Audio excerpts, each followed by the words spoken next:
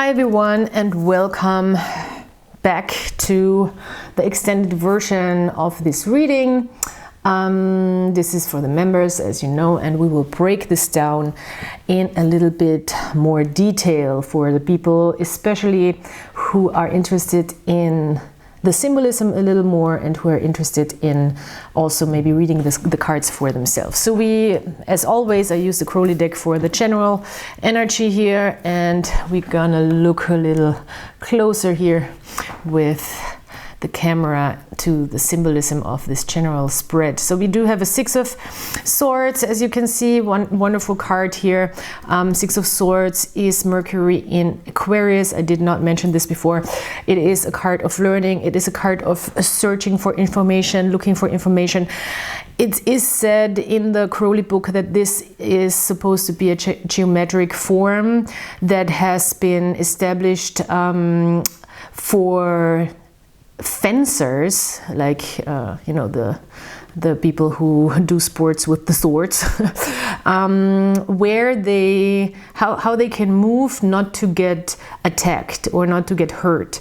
So this is supposed to be a diagram, a geometric diagram with points that are safe not to be attacked by the opponent. I think this is really, really interesting when we think about knowledge and when we think about gaining knowledge as power, and science is exactly that. So we want to, of course, go deeper into learning, into looking for information, to have more power over our own situation. This is really specifically talking about maybe books, about scientific teachings, about really little more specific and deeper teachings, and we want to really dig deeper into the information and research. So with this research, we might have learned a lot theoretically how to maybe establish a more emotionally independent place for ourselves, as I said here with this Nine of Cups before. And you can see in this wonderful Nine of Cups, it's very symmetrical. 9 is also a very, very high established number in the Kabbalah especially, and it is also, these lotuses, as you can see, are just filling each other's cups. So the cups are overflowing and filling each other. So this is very, very wonderful, and they are constantly refilling. So we are really creating this emotional fulfillment from within ourselves, and that's kind of the whole point of this card, that we are very emotionally independent and self-reliant, and we can really deal with all these different type of emotions. That doesn't mean that we are necessarily always happy. It just means that we can find this happy perspective even though we might have hard circumstances in a way.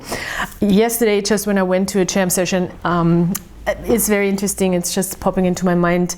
There's this wonderful lady who just loves music and jazz, and she's just like hanging out at the sessions. She's not a musician herself, but she's really dancing and having a good time, and she's doing that like once or twice a week. So she's probably in her 60s, and she's just this wonderful, cute, middle-aged but still young lady who is just enjoying herself, and she's not with a partner. I don't know if she has one, but she never goes there with a partner, and she's just having a good time. And and when I asked her how she's doing, she was like, I'm always doing good, even when I'm not good. And it was just such an inspiring thing to say, you know, like it was just like the wisest thing you can really say. Like I'm always doing good, even though I'm not even when I'm not doing good. So that was just brilliant, and that is kind of the Nine of Cups. Even though you might not be doing good, in a sense that maybe you don't have enough money, maybe you have some, I don't know, pain in your leg, maybe you have a fight with your parents or what have you. You can still feel happy and feel good about yourself and about what you do have. It's also, of course, a card of gratitude. So yeah, and from this place we move in the Hangman. The Hangman, as I said, is the trump or the major arcana card in this row of cards, and therefore it is also the most powerful card. And the Hangman is also a Pisces card. It is a water card, of course, with Pisces, very, very watery, as you can see. And Pisces combines the zodiac and the whole circle of the zodiac. So there is kind of a dissolvement of the ego involved with Pisces, because we come to the end of all the different traits of all different signs, and Pisces is said to be dissolving all this into one big collective spiritual goo. So yeah, it is this transformation process, or this transformative, even transcendental process, in a sense, that is also represented here by the Hanged Man. And the Hanged Man, he is hanging on the Ankh, which is a sign of life, as you know. Maybe I should put this a little closer to the camera, as you can see here. And this Ankh is also connected to a snake. And here we have another snake. So we have two snakes as a symbol of transformation, of shedding skin, of gaining, of course, like a different spiritual perspective. And the Hangman is all about perspective. He's all about gaining a different perspective on life. He's hanging upside down. So I like to tell people, when the Hanged Man is in the picture, maybe just do a headstand, or maybe just you know, lie on a bed and put your head on the edge of the bed and just look at a room from a different perspective. Your whole brain can just change and can just do different things with this new information, this new also visual information. In this card, of course, the Hanged Man has his eyes closed. He's looking within. He's trying to also train and strain his body, or restrain his body, to gain more strength, maybe gain more spiritual growth and more resistance, also build up resistance. And this is a very, very strengthening card, of course. So he's really strengthening his whole system, and he's getting mentally very strong. He's also shedding the ego, which is again the Pisces symbolism here. He's also surrendering to circumstances that he might not have consciously picked out, but maybe subconsciously. And this is kind of the card where we learn how we got here, why we got here, and what we can do to get out of it, or how we can even use these difficult circumstances or challenging circumstances to get stronger, and especially on a spiritual level. But also, I still think, even though it's a water card, for me, the Hanged Man, especially in the Crowley deck, is always a very physical card as well. So I tell people, do yoga. This is a good time to maybe check out things that, sports especially, that make you physically more stronger, and maybe weight training also. Training with your own body weight, I think, is also interesting connection with the Hanged Man card, and it is, I think, quite beneficial when you get this card here. So yeah, we have this beautiful symbolism of transformation, spiritual growth, spiritual expansion, also gaining new perspective, understanding why you are at the place you are, and also, in a sense, taking responsibility. So coming from that, we go into the relationship situation here, and I do always just pick, as people know, a deck that I just feel drawn to for the relationship part of the reading. I draw a card. I just made this up, honestly. This is not a specific relationship spread that I just found somewhere or I studied. I just intuitively made this spread up, and it works for me. I do, you know, the classic stuff as well, the Celtic cross, the 8 or 9 card readings and the classic relationship stuff, but this is just something that for years and years and years and years, if you look at my first YouTubes, you can see that this is the spread I just at some point established itself, and it just works like a charm. So I'm not going to change it. This other, this spread is the other person and you, so it is really only a short one, of course, not very much in depth. 1 card for the other person, 1 card for us, and or people in your surroundings, or who you are relating to, or what in a relationship or in the process of relating to other people is maybe challenging, or could be thought of, or could be maybe looked at. So in this case, we do have 3 of Cups.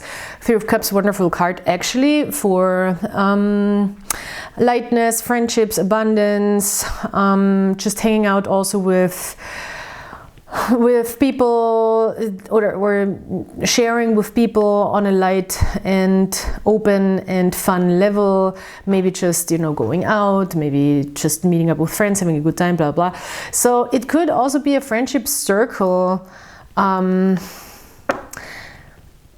that for some reason you're not allowing in, or we are not allowing in here. With the Empress in the reverse, there is this resistance to drawing in something that could be actually really good for us, because the 3 of Cups is a really beautiful card, and for some reason here we are not ready to let this in, to let this fun and open and light and celebratory and abundant energy in when it comes to other people, when it comes to relationships. And I think we want to really look at for some reason, what really wants to come through is demands. Because, right, the Empress is a powerful card. The Empress is a powerful personality.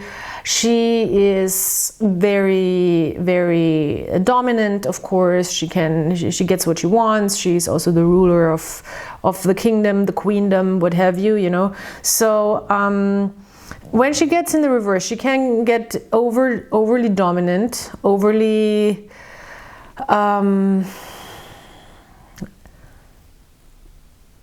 I don't want to say needy,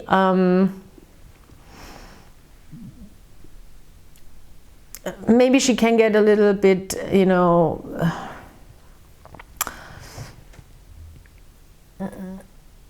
like it could, when people who are in charge, the king and the queen, turn upside down, it can become like a tyranny or dictatorship or control type of situation. So maybe we want to control a situation a little too much, and that is really what I sense here a lot, because I feel like there is this element of wanting something so bad, especially maybe a deeper relationship and not just like a superficial one, that we are missing out on the fun and the good and the light times, because we're so maybe focused on wanting this one partnership, or wanting this one relationship, or wanting this one soulmate, or what have you, and we're missing out on all the other soulmates that are maybe just not our, you know, specific person that we want to spend 24/7 with, but it could be there's so many other connections that can be so beneficial to us in the meantime, and we're really not doing anything. This is quite sadistic in a sense. The Nine of Swords is a sadistic card. We can put it either way. It's either sadistic towards ourselves, we're torturing ourselves, or other people. And this is torturous towards both sides, because people who are just having a good time and wanting to offer us like a true friendship and just fun are wondering like, why is this person such a bitch? You know, I mean, no offense, but that's just kind of what's coming out. I just want them to have a good time and to connect with me. Why do you have to be so, you know, demanding and and weird about it, and so special and so extra, because the Empress in the reverse is not like the queen that has grace. The Empress in the reverse is the queen who is like not the most graceful, you know. It's the queen turned bad, or the queen with a little bit of a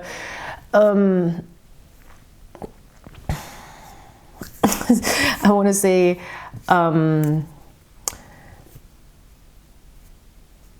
confidence problem. It doesn't have to be, you know, long term, it can be temporary, but it is what it is. And therefore there is this Nine of Swords here, because everybody is like going a little crazy in their minds about why is this happening. This other person or other people are like, why does this person act like that? I just want to have a good time. And we are maybe acting like, why can I not just have a real thing and a deeper connection, and I want this and I'm gonna force this. And this is kind of, you know, it's not very chill and it's not very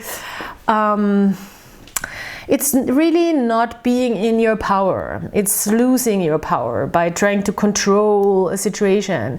And we want to be careful that this is not taking overhand or getting too crazy here.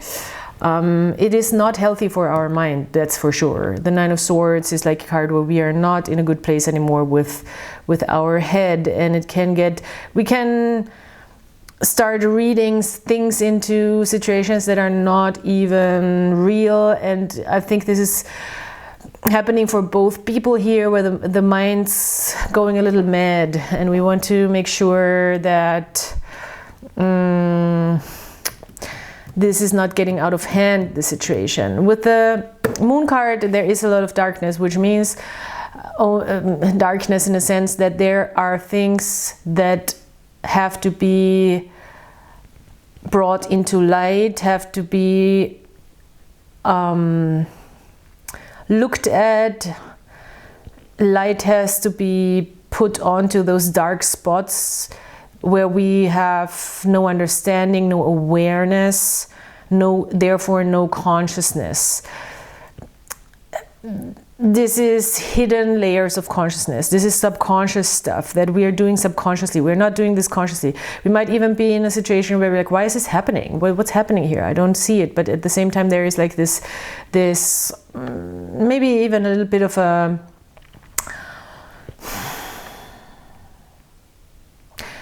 anger type of energy. And I feel this with the Empress in the reverse for some reason.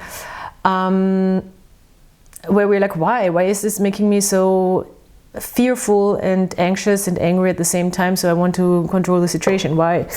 And this why is really the point. We really want to look at why here with the Moon card. It's really a big why, because the Moon is asking us to try to ask these questions, which doesn't mean that it's just going to come up out of nowhere and we are going to have all the answers. But there's huge potential for healing with the Temperance card, and going forward in a more balanced out type of manner, because it's not very balanced here, obviously.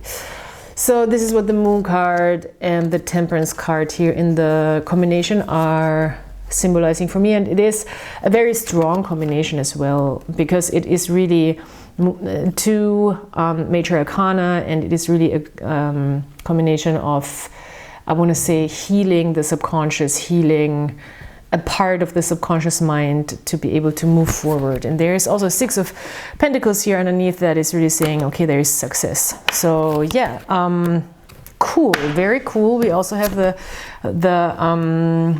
ultimate manifestation card here on the bottom of the deck. So everything is possible, really.